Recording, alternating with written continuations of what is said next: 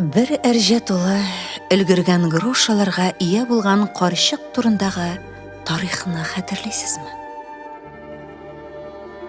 Ул көн сайын грушаның шири башлаганын ашый икән. Ә иң яхшысын иртәгәгә саклый.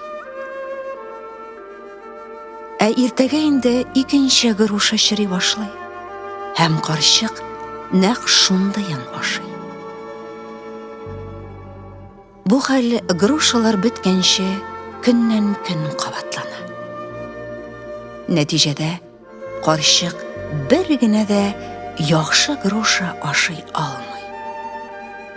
Булган хәл күңелсез дә, гыйбрәтле дә.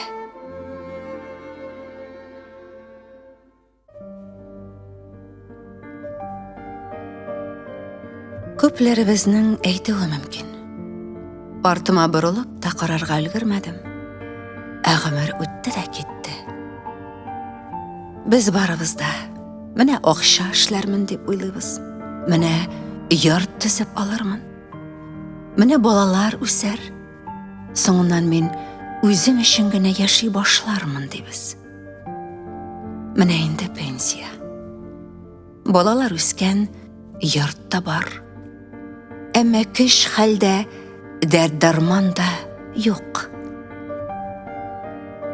Бары тик җанга тынычлык кирәк. Бетмәс төкәнмәс ыгы-зыгы һәм әйләншәдә әйләнү, куаланулар бөтен көчне алган. Абыну сөртенүләр, ашкыну талпынулар җиңгән. Димәк, безнең беребезнең дә соңрак, я иртәгә дигәнебезнең бөтенләй булмавы мөмкин. Кемдер тәкъдир кулы белән иртәрәк дөнья куя. Кемдер язмыш ялкынында янып бетә. Шундый тугры ва хикмәтле сүзләр бар. Соңыннан дигән атылган диләр. Димәк, бираздан соңга, соңыннан соңга илтә торган юл юк. Монда менә әле һәм хәзер яшәгез. Минутның кыйммәтен белеп ләззәтләнегез. Бәхетле булырга гайрәт итегез. Форсатын табыгыз. Хәрәкәттә булыгыз. Гамәл шөгыльдә булыгыз. Дөрес һәм хаталы эшләр, ялгышу, җиңү вә җиңелүләргә дучар булыгыз. Гашыйк булыгыз. Һәр минутын дәрәҗәле итегез. Соңга калдырмагыз.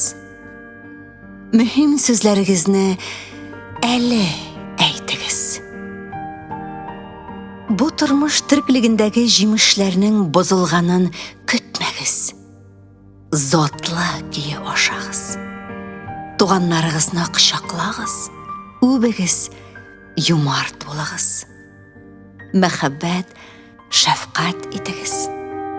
Булар барысы да сезне бәхетле кеше итәр. Исегездә тотыгыз.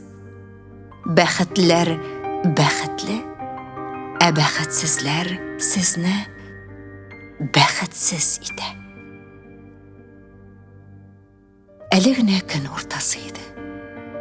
Ә инде кичке 6 булган. Атнаның дүшәмбәсе иде. Ә инде җомга җиткән. Бер ай үтте. Һәм ел тамамланды диярлек. Гомерләрнең 40, 50, инде 60 үтте. Һәм без әти-әниләребезне, дусларыбызны югалтканыбызны аңлайбыз. Һәм без кире кайтарулар юк икәнендә төшенә башлыйбыз.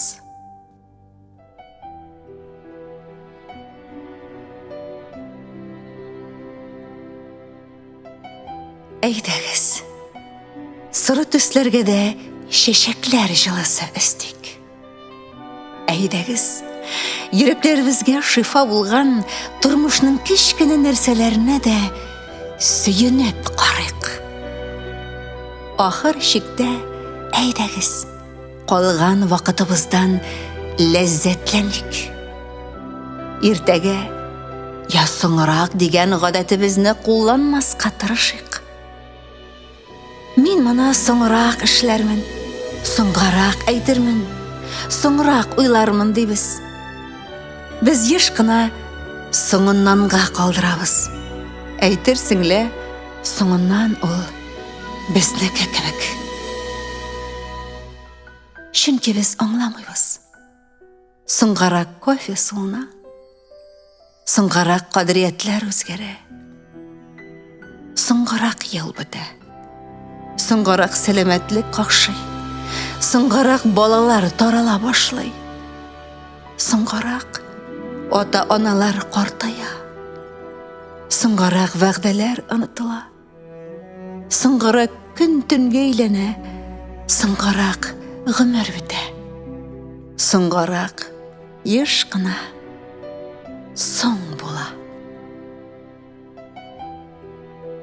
Шуңа күрә мөмкин қадар бір нәрсәне дә соңғараққа қалдырмағыз. Чөнки соңғарақны көтіп, біз иң җәүһәрле мезгілләрне юғалтабыз. Бір-біребезне юғалтуыбыз, шын мөхәббәтебезне, яраткан кешебезне юғалтуыбыз мөмкин. Һәм ул чакта күпме генә үкенсәк тә, буларны кире кайтарып булмый. Иң яхшы тәҗрибәле, иң яхшы дусларга, иң яхшы гаиләгә бүгенгесе бүләк. Бүген иң уңайлы көн. Бу мизгел хәзер. Без инде менә әле үк эшләргә кирәк булганны кичектерә алган яшьтә түгел. Күрә белгәннәргә яшәү фикер кадәр гүзәл. Бар булганны кабул ит. Үткәннәргә мәдхия кылып, киләчәккә инанычлы бул. Нәкъ шушы мизгелдә бәхетле бул. Нәкъ шушы мизгел синең гомер. Бәхет сезнең кем булуыгызга һәм мал мөлкәтегезгә генә бәйле түгел. Бәхет сезнең уйларыгызга бәйле.